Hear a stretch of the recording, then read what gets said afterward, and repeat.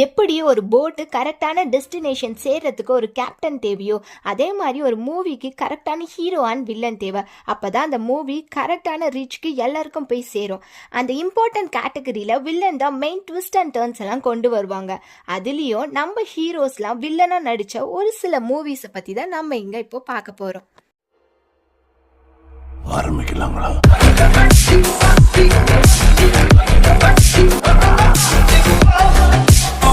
நம்ம இளைய தளபதி Vijay hero to வில்லனா நடிச்ச ஒரு சில படம் இங்க பார்க்கலாமா?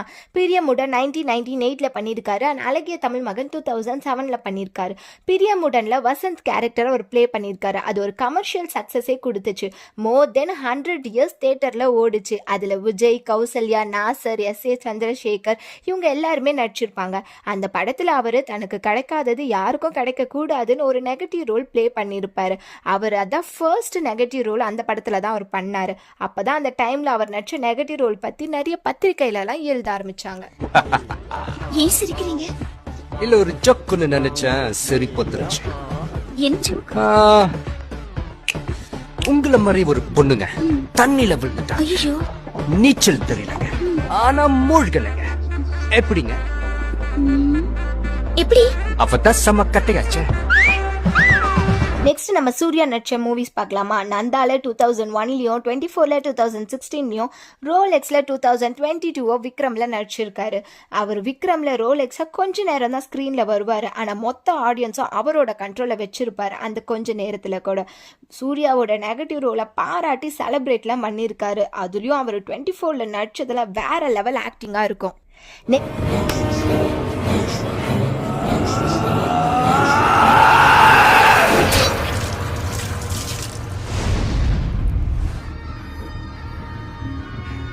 நெக்ஸ்ட் நம்ம தலைன்னு சொல்லானே எல்லாருக்கும் தெரியும். நம்ம ஏகே பத்தி தான் சொல்றேன். அவர் 6 மூவி நடிச்சிருக்காரு. வில்லன்ல 2002ல நடிச்சிருக்காரு. டுவல் ரோல் பண்ணியிருப்பாரு, சிவா அண்ட் விஷ்ணுவா. வாலியில 1999ல நடிச்சிருக்காரு. அதுலயும் டபுள் ரோல் தான் பண்ணியிருப்பாரு. மங்காத்தா 2011ல நடிச்சிருப்பாரு. பில்லா 2007ல அண்ட் பில்லா 2 நடிச்சிருக்காரு. துணிவு 2003ல அண்ட் குட் பேட் அக்லி 2024ல அவர் நெகட்டிவ் ரோல் பண்ண பிலிம்ஸ் இது. அவன் பயத்துக்கே பயம் காட்டுறவன். ரொம்ப வருஷம் ஆச்சுல. I miss you. Next negative role நம்ம எஸ்டிஆர் நடிக்காம இருப்பாரா? நடிச்சிருக்காருங்க. மன்மதன் 2004ல நடிச்சிருக்காரு. யாராலையும் மறக்க முடியாத கேரக்டர் அண்ட் சூப்பரா நடிச்சிருப்பாரு. பிளாக் பஸ்டர் ஹிட் கொடுத்துச்சு அண்ட் பாக்ஸ் ஆஃபீஸர் கொடுத்துச்சு. ஓவரா 150 days ரிசீவ் ஆச்சு அண்ட் பாசிட்டிவ் ரிவ்யூஸ் தான் அவருக்கு கிடைச்சிது. நம்ம வேற ஷேட் ஆஃப் எஸ்டிஆரை நம்ம அந்த படத்துல பார்த்துருக்கலாம்.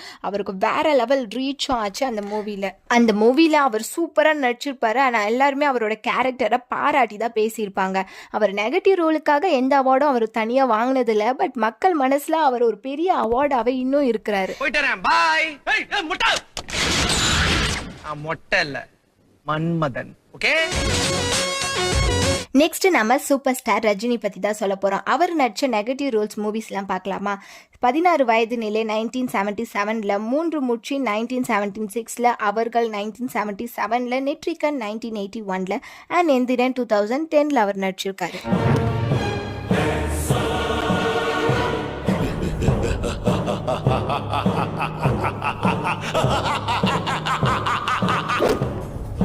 நெக்ஸ்ட் நம்ம தனுஷ் நடிச்ச நெகட்டிவ் வில்லன்ஸ் ரோல்ஸ் பார்க்கலாமா? நானே வருவன் 2022ல, புதுப்பேட்டை 2006ல, மயக்கமெண்ணில 2011ல நடிச்சிருக்காரு. அண்ட் புதுப்பேட்டையிலலாம் அவர் செம்மையா ஆன்டிக் வில்லனா நடிச்சிருப்பாரு. புதுப்பேட்டையில அவருக்கு வேற லெவல் ஃபேன்ஸ் பேஸே இருக்கும். இப்போ கூட பார்த்தா கூட அது வேற லெவல்ல செம்மையா இருப்பாரு. மயக்கமெண்ணில ஒரு வில்லன் ஷேட் கொடுத்துருப்பாரு. அவரோட ஆக்டிங்ல வேற லெவல்ல இருக்கும். ஸோ நீங்க என்ன நினைக்கிறீங்கன்னு கமெண்ட் பண்ணுங்க.